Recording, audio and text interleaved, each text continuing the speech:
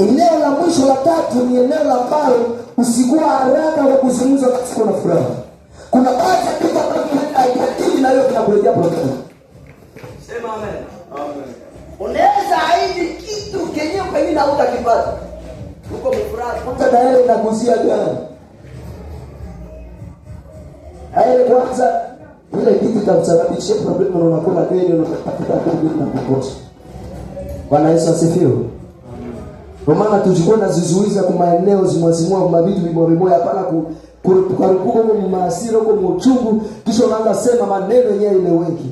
Ile maneno pambele inaweza kuletea uchungu. Unaenda kuya ile laana ya uchungu inayokimbilia kwenye ardhi kwenye udongo. Sema amen. Mwanzo 4:11-12. Laana ya uchungu ambayo inakimbilia kwenye udongo.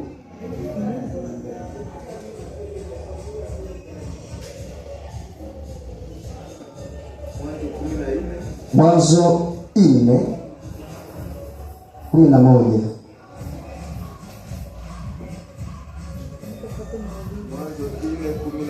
Ndio.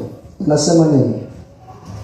11 yake inasema hivi. Ndio.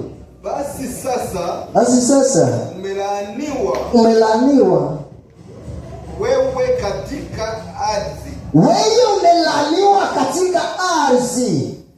Yes. Iliyofumbua kinywa chake. Pokee damu ya ndugu yako. Kwa mkono wako. Amen. 12 yake inasema utakapoilima ile ardhi haitakupa mazao. Utakuwa mtoro na mtu asiye na kikao duniani. Amen. Utakuwa mwangalizi kwenye nafasi ambayo unaweza kusimama kwa sababu kuna laana ya ardhi ya udongo ambao waliochimba ndani ya maisha yako. Sema amen. Ndio maana kuna vitu vingi ambavyo unapitia uko mnyumba na spiritual eleweki. Bwana Yesu asifiwe. Amen. Kumbe pale kwenye huko kuko vitu ambavyo inapandiwa na maisha yako yanakuwa maisha ya shida.